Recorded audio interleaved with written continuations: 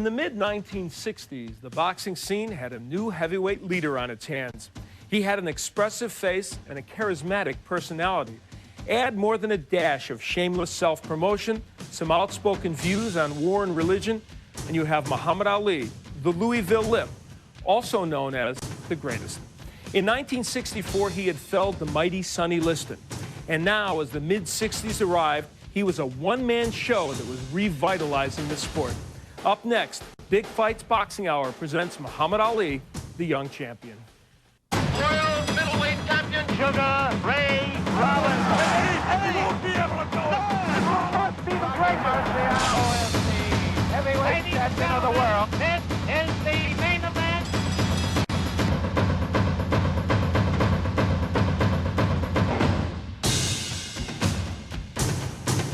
Hi, everybody. I'm Bernstein, and welcome to another edition of Big Fights Boxing Hour. We didn't have to search too hard in the ESPN Classic Film Vault to find footage for this show. We're taking a look at the most popular boxer of all time, and maybe the most famous athlete of all time, Muhammad Ali, the young champion. Our first fight is Ali's second defense of his heavyweight title, after he twice beat Sonny Liston. This time, he faces challenger Floyd Patterson in Las Vegas, November of 1965. Ali was coming off a quick win over Sonny Liston in Maine and was having much more trouble handling the press than he had handling Liston. His affiliation with the black Muslims was still a hot issue with reporters. Floyd Patterson had his own set of problems.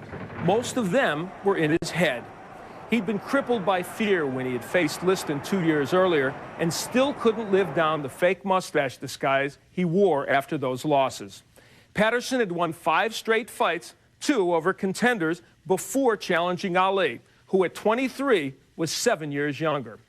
Ali had been calling Patterson the Rabbit, accusing him of running scared from opponents.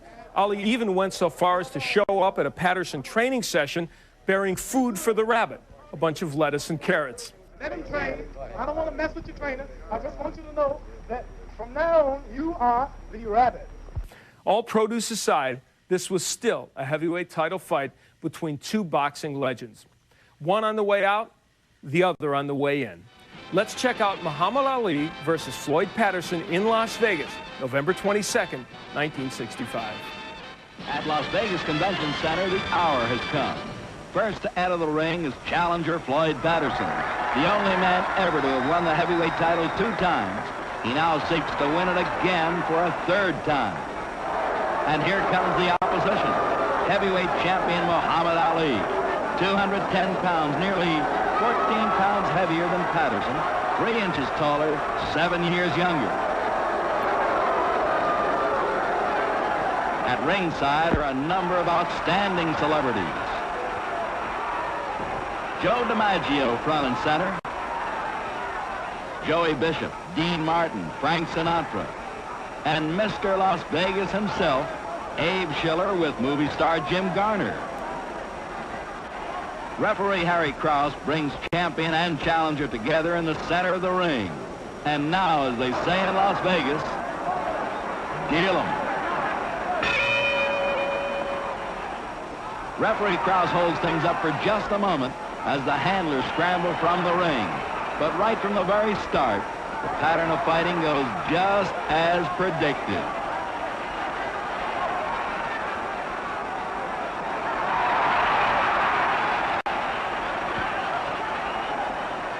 The champion just moves, dances, glides, and slides, hides behind a good left jab, and keeps his opponent off balance almost all the time, just spinning him away.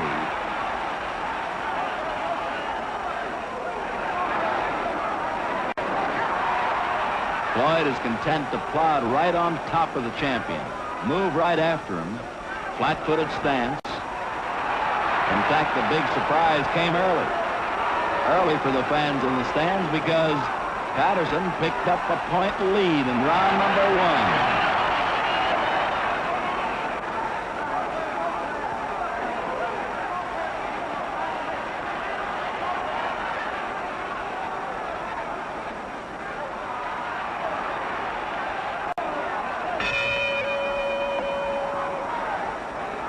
Round number 6, Patterson and Clay make this one the best round of the fight.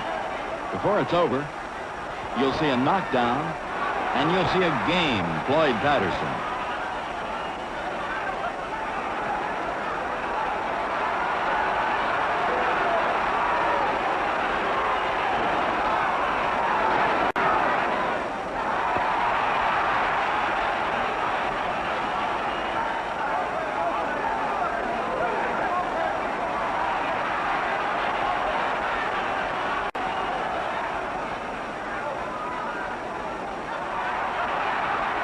Clay, in moving forward, is still not the aggressor in this round or in this fight.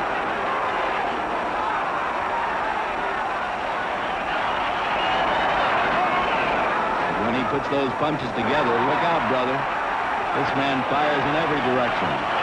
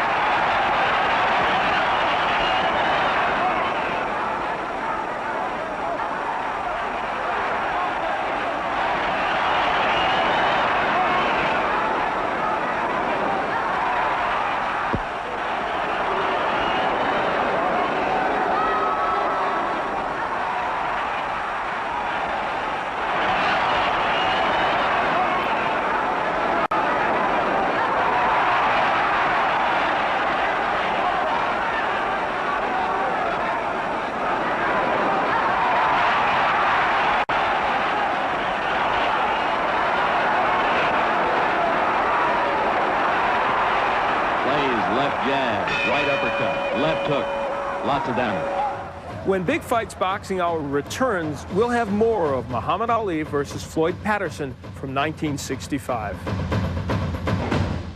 We now return to Big Fights Boxing Hour on ESPN Classic.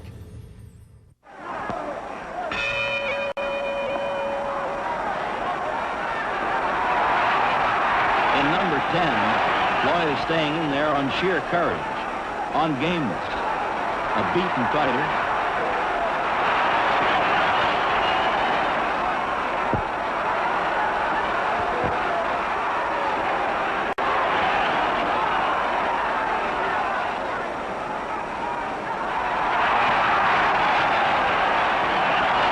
Floyd found it very hard to slip that fast left lead.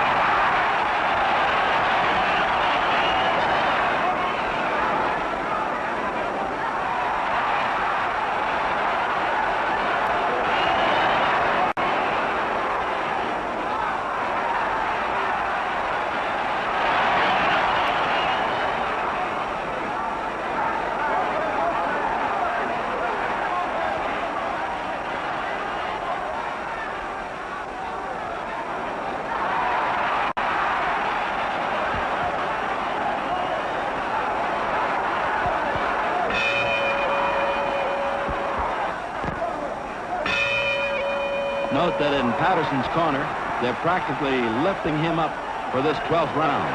This is the beginning of the end for the challenger. It's almost all over.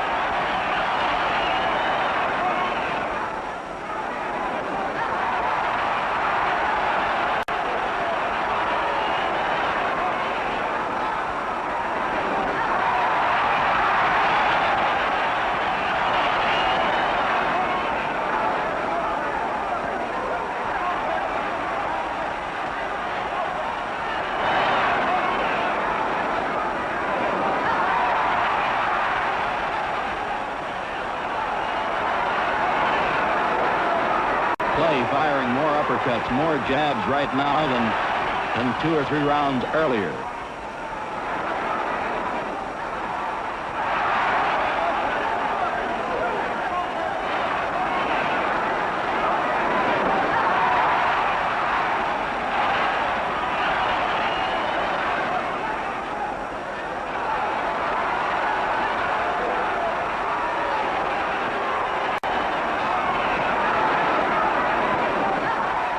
champion continues to talk to the challenger, continues to be on target and on time.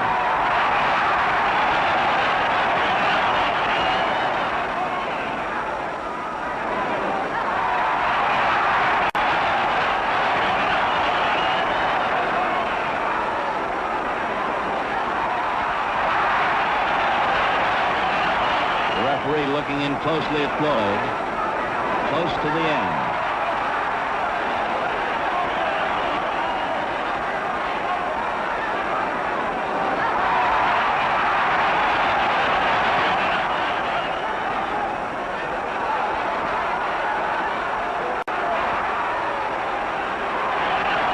And that's it. Referee Krause stops the fight. 2 minutes, 18 seconds of round 12. TKO. Muhammad Ali, Cassius Clay, beats Floyd Patterson to remain heavyweight champion of all the boxing world.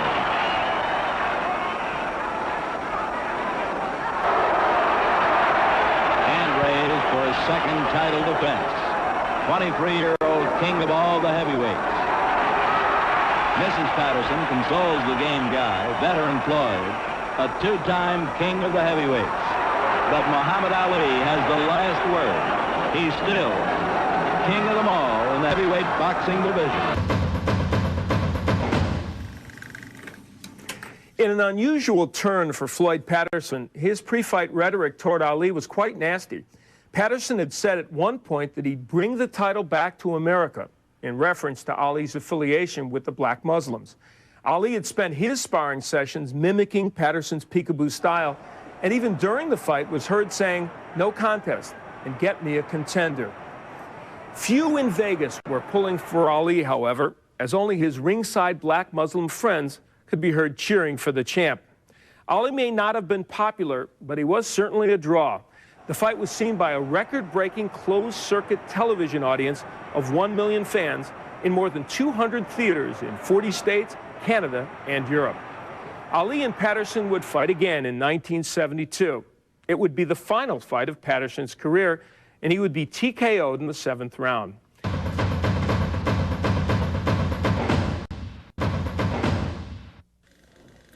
He may not have had a quarrel with the Viet Cong, as Ali had told the world in 1966, but he did have a quarrel scheduled with heavyweight contender Ernie Terrell.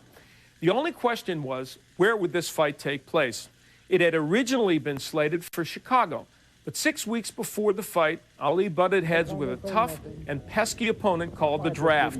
He had refused induction into the Army as a conscientious objector based on his religious beliefs, and even went so far as to tell reporters, "I don't have no quarrel with them Viet Cong," a statement that became as famous as many of Ali's poems. The press and the public quickly turned against him. Soon, no city or state wanted to host the Ali-Terrell fight, and Terrell pulled out once the fight was moved from his hometown of Chicago. So the promoters turned to Canadian heavyweight champion George Chuvalo, who was in line to take on the winner of the Ali-Terrell fight. They settled on Maple Leaf Gardens in Toronto for the bout. Ali was subdued before this fight, though he did refer to Chuvalo as a washerwoman. Chuvalo, known for his chin of granite, was also known as a guy who liked to brawl and wasn't above bending the rules a bit. The Canadian champ had long ago been quoted as saying, "In a fight between a lion and a Christian, I'd rather be the lion." Well, this time he had a Muslim on his hands. Let's go to Toronto, March 29th, 1966, for Muhammad Ali versus George Chuvalo. Well, they're both charged up. Make no mistake about that.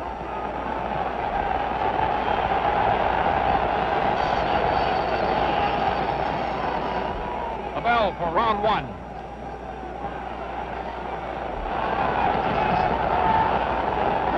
The champion wearing white trunks, scoring with a left and a right. Chuvalo in black trunks.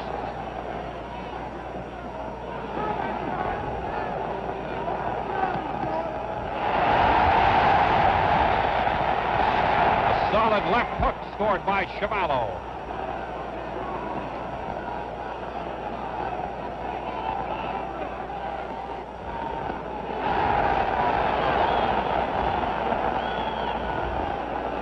Chuvalo, of course, is expected to go for the body.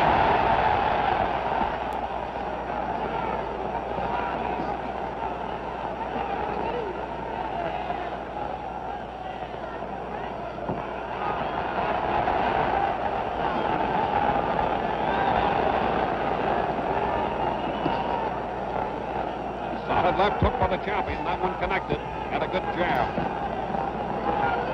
The champion has a stunning type of jab. Some fighters will swing him.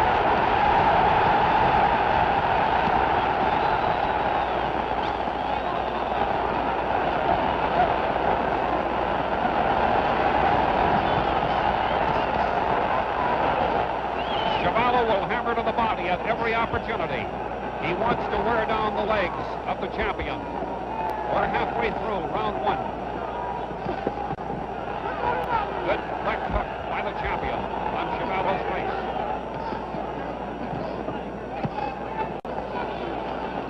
The champ is connecting solidly with the left jab.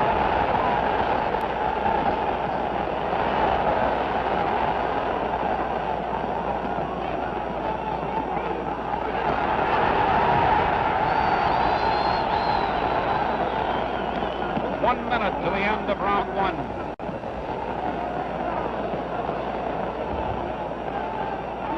Play, of course, depends upon his great speed of hand and foot. Chuvalo will try to get to the body at every opportunity.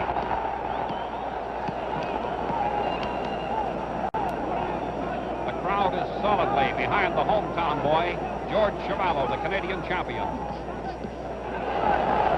Both good jabbing punches. 30 seconds to the end of round one.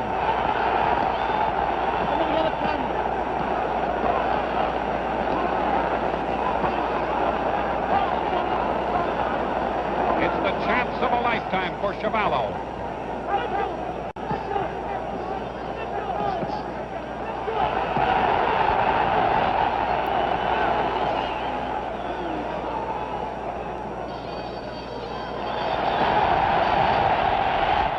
We'll have more of Muhammad Ali versus George Chuvalo when Big Fights Boxing Hour returns in a moment.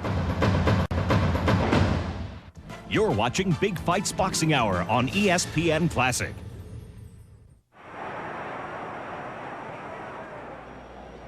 Clay was out early at the 10-second whistle.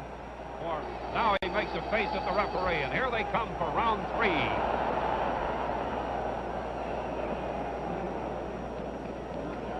The champ is determined now to display his boxing skills. Very fast with hands and feet. Possibly the fastest heavyweight of all time in that department. He's scoring consistently with the left jab. Clay.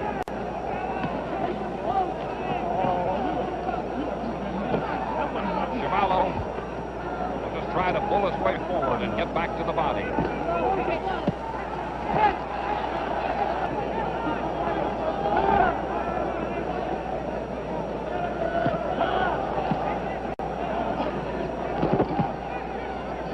Good solid right to the midsection of Clay.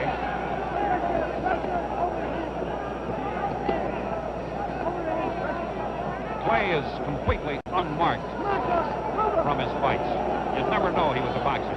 We're halfway through round three.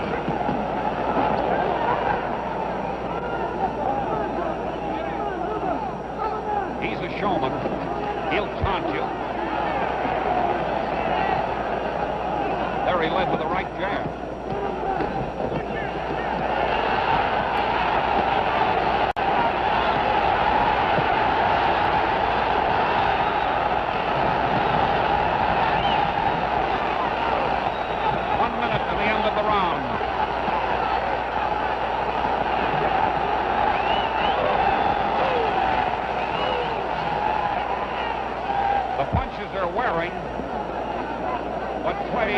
Protected, and none of them has been a really damaging blow.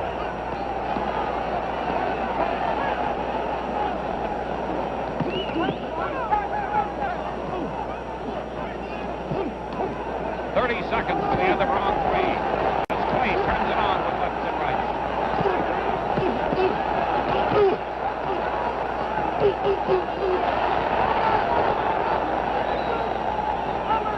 He hits Chuvalo solidly with about 3 of those.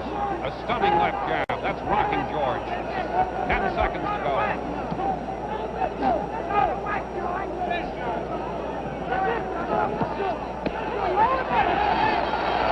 Well,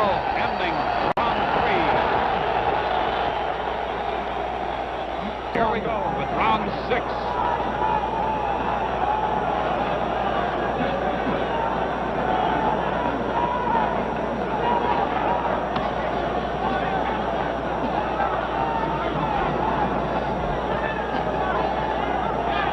There have been no knockdowns today. No knockdowns.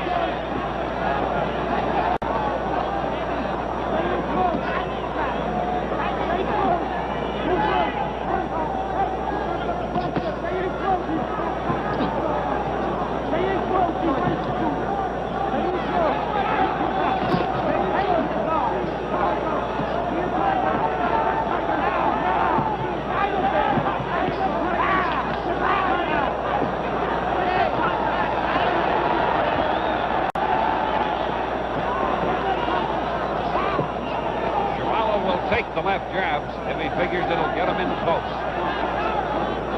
2 minutes to go in round 6.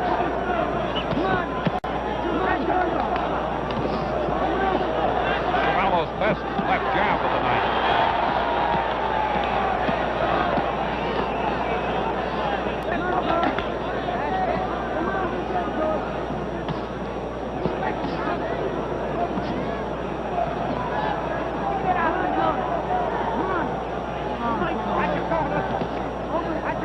Judges and the referees score the fight on the 5-point must system.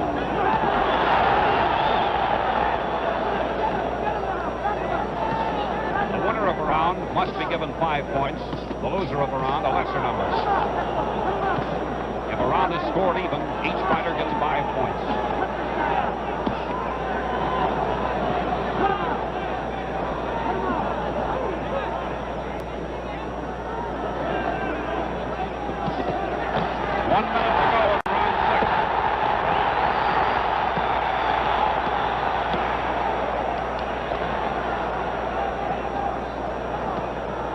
That was the Canadian's best body attack. He had him a little bit open there.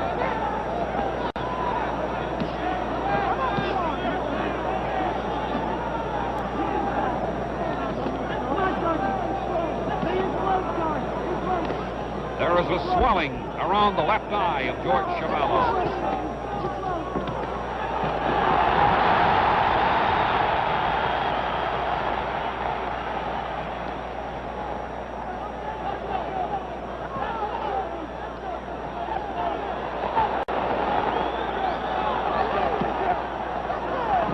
Seconds to go in the round.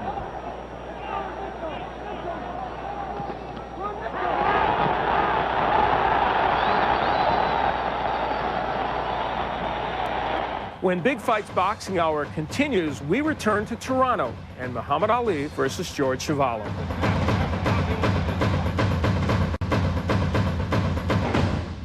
We now return to Big Fights Boxing Hour on ESPN Classic.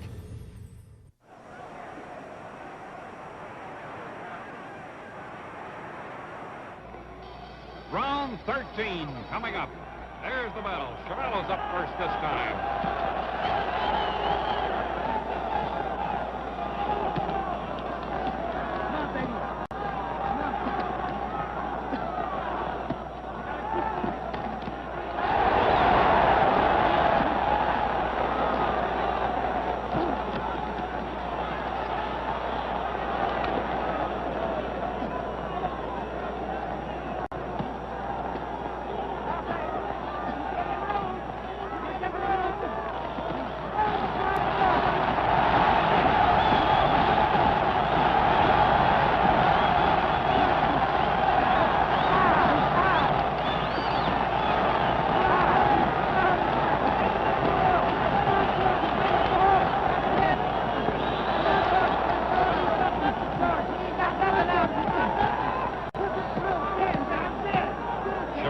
Has a slight cut around the right side of his nose, just under the right eye.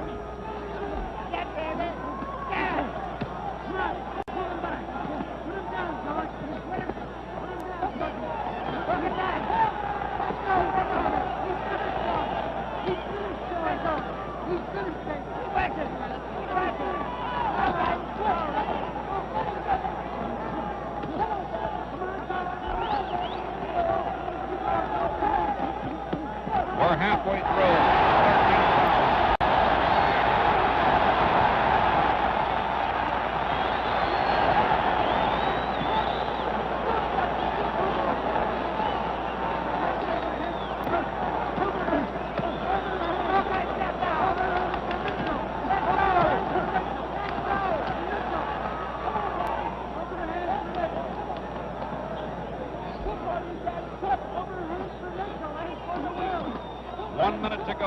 in round 13.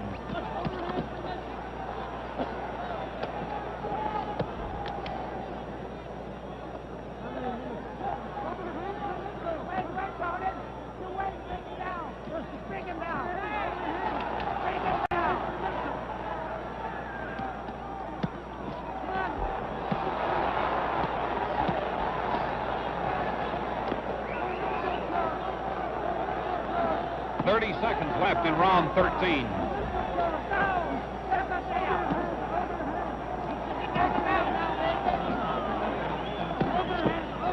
Cavallo knows if he could hit him that one deathly shot, he'd be seconds away from fame and fortune.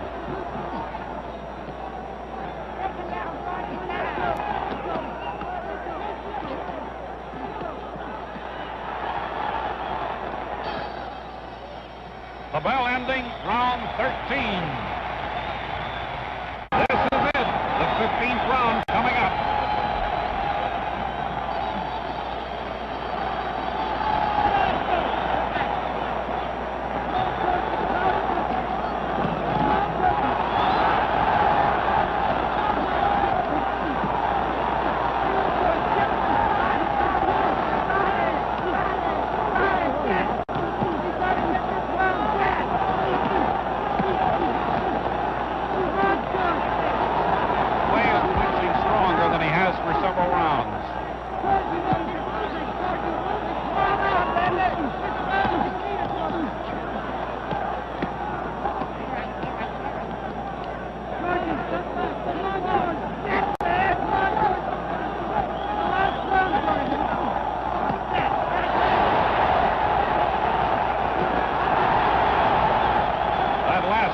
Was a grazing blow.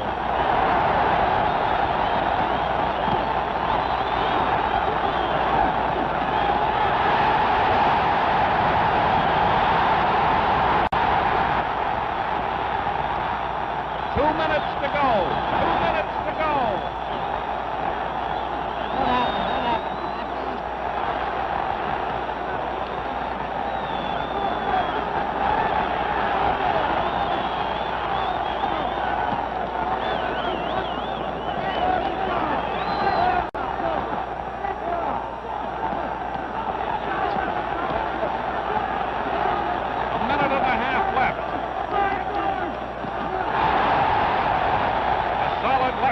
By Cavallo.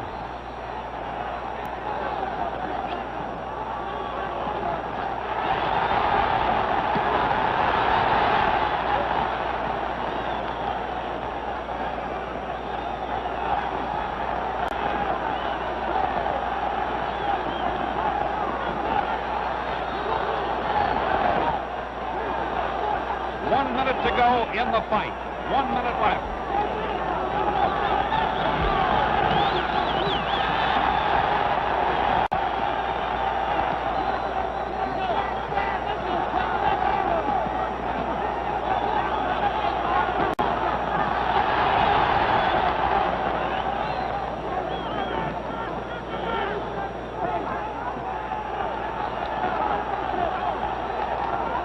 Seconds to go in the fight. 30 seconds.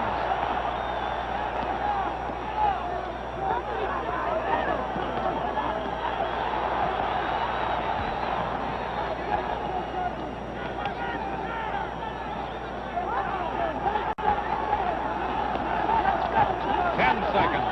8, 7, 5 seconds. And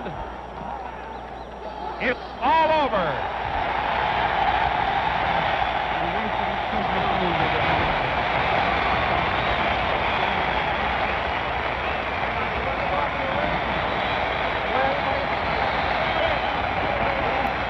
Here's the official decision, ladies and gentlemen. The winner, Muhammad Ali.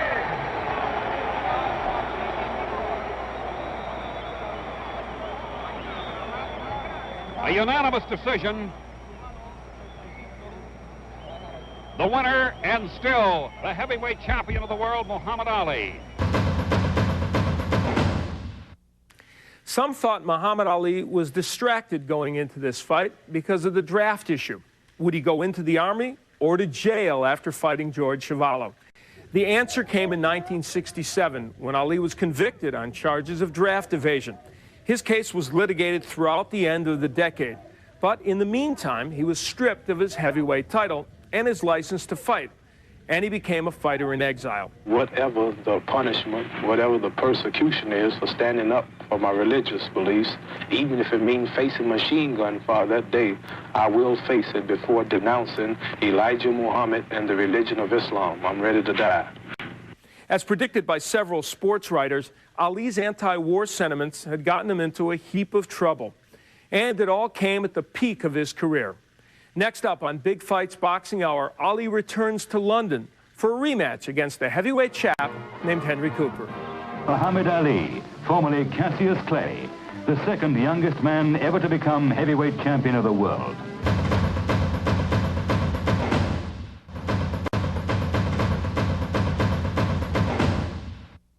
Welcome back to Big Fights Boxing Hour. Before we continue with Muhammad Ali, the young champion, let's go beyond the ring to see what was making headlines. In 1966, the Supreme Court allowed Ernesto Miranda, a confessed kidnapper and rapist, to go free. The court ruled that Miranda was not given his constitutional rights before admitting to his crimes, and therefore his confession was inadmissible. This landmark decision led to the mandatory reading of what have since become known as Miranda rights. The new law meant, for example, that when Muhammad Ali was arrested for refusing induction into the Army, he had the right to remain silent, as anything he said could and would be used against him. Ali, of course, was hardly the type to remain silent. In their first meeting back in 1963, Henry Cooper's left hook had knocked down Muhammad Ali in the 4th round. It was said that Ali had been stalling, waiting to finish off Cooper in the 5th round because Ali had predicted a 5th round knockout. 3 years later, when Ali returned to London for a rematch, it was England's first heavyweight title fight in 58 years. Cooper was a flat-footed greengrocer who at 32 was 8 years older than Ali. The locals called Cooper our Henry and dubbed the bout the fight of the century. 46,000 fans packed Arsenal Stadium in the North London neighborhood of Highbury to cheer on Cooper. He was Britain's hope for its first heavyweight championship since Bob Fitzsimmons won it in 1897. Ali had come to London not only for the fight, but to further cultivate his international stardom. He had arrived with a small entourage and refused to predict the outcome at the weigh-in. "I'm champion now, and I must act like one," he said. Cooper was known as a notorious bleeder in the ring. In hopes of preventing any bleeding, the thin-skinned Cooper had tried to toughen the skin on his brow by using various salves and brine, as well as taking special vitamins. Let's see how Cooper's special preparations work as we go back to London on May 21st, 1966, for Muhammad Ali, Henry Cooper 2. Ali goes straight into his twinkle-toe routine, boxing on the retreat, watching Cooper's every move. He's trying to force the pace from the start.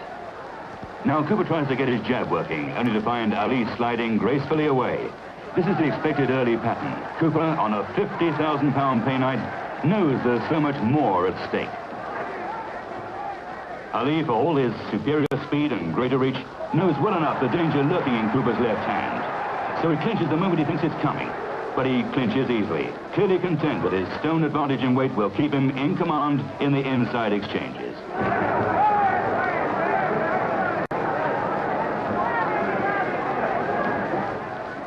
Cooper, trying to overcome the problem of a shorter reach, lunges with his left hand to the body in an effort to get to his man.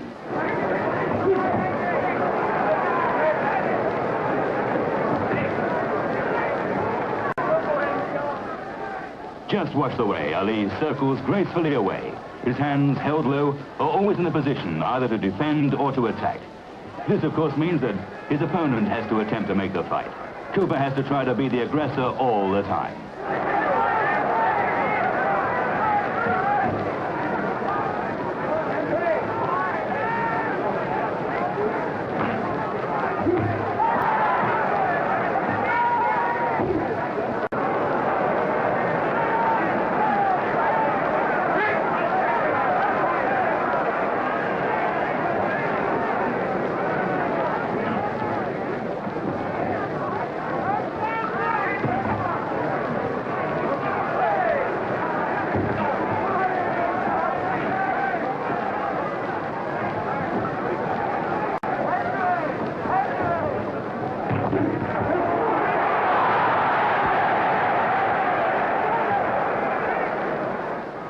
Ali wastes no chance of aggression himself. The punches flash out at lightning speed.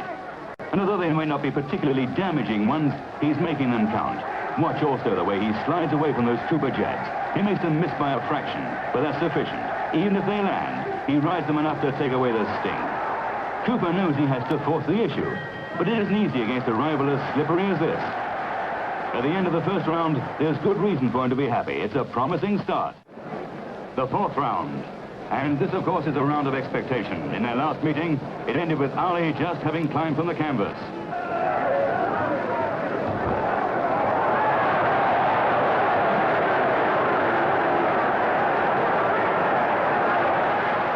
Now he complains to the referee that Cooper's hit him low.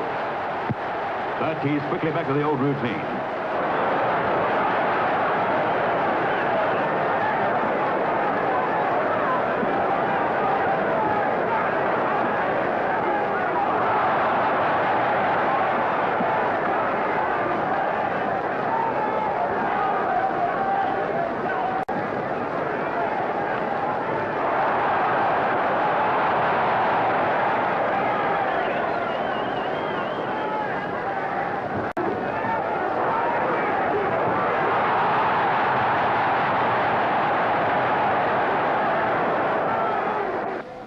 Somehow, though, as the fifth round begins, it's apparent that he realizes the time has come to step up the tempo.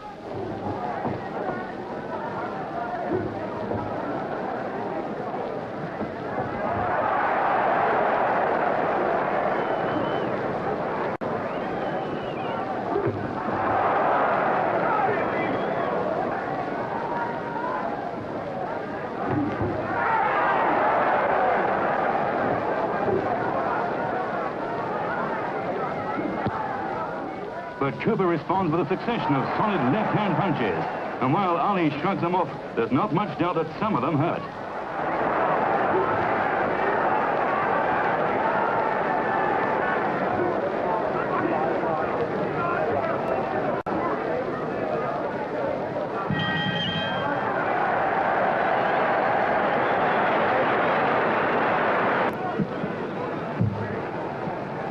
Now for the sixth round.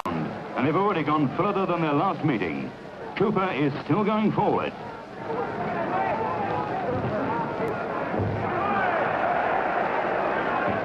But suddenly Cooper finds himself in trouble. See that sharp right hand from Ali, then another left hook, followed by a right in rapid succession. Heralds what must be the beginning of the inevitable end.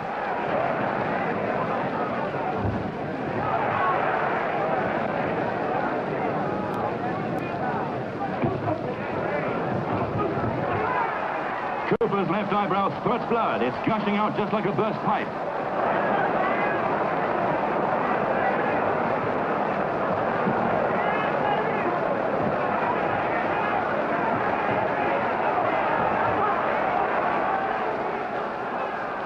The referee takes a look at the damage and allows the fight to go on. Ali piles on the pressure, raining punches in all directions, and still the blood spurts everywhere.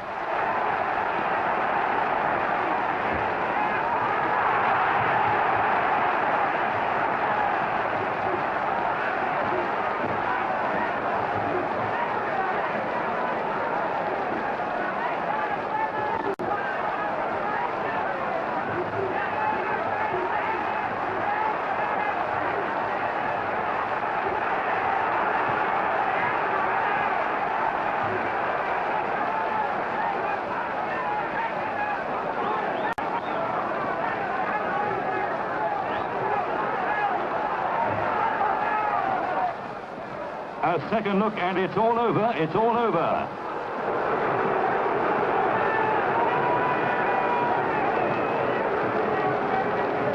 Muhammad Ali is the winner after 1 minute, 38 seconds of the sixth round and is still heavyweight champion of the world.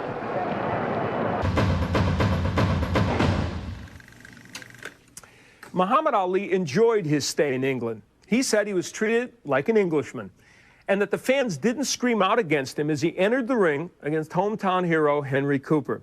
The international press had also been kind. Unfortunately for Cooper, Ali had not been too kind, though Cooper did enjoy the biggest payday of his career, taking in $140,000. His efforts to topple the champ had clearly failed, but Cooper would still be known as the man who threw the most famous punch in the history of British boxing. That was the left hook that had knocked Ali down in their first meeting at nearby Wembley Stadium in 1963.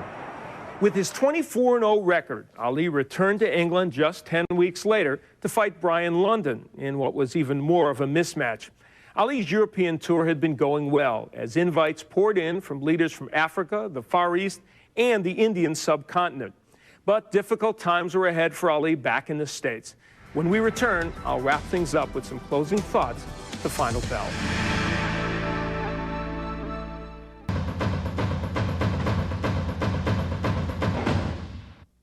As we saw on this show, during his first reign as champion, Muhammad Ali literally took boxing by storm. He was a young champion reinventing the sport and breaking conventions as he went. Most heavyweight champions defend their title less often than champs in lighter weight divisions. Not Ali. In a 12-month span from March 1966 to March 1967, he would successfully defend his crown 7 times. No heavyweight champ since then has kept us busy. This dazzling string of wins was halted while Ali was stripped of his title and banned from boxing for 3 years because he refused to enter the draft. We'll never know how many remarkable Ali performances were lost to that 3-year layoff, but we do have some great ones to savor from Ali, the young champion. I hope you enjoyed them on this edition of Big Fights Boxing Hour. I'm Al Bernstein. We'll see you next time. Many of you know these days I'm not boxing, so I accept these college invitations to come out to meet many of you. I realize that in these country towns like this, you never get a chance to see the world champ. Can my title be taken without me being whooped?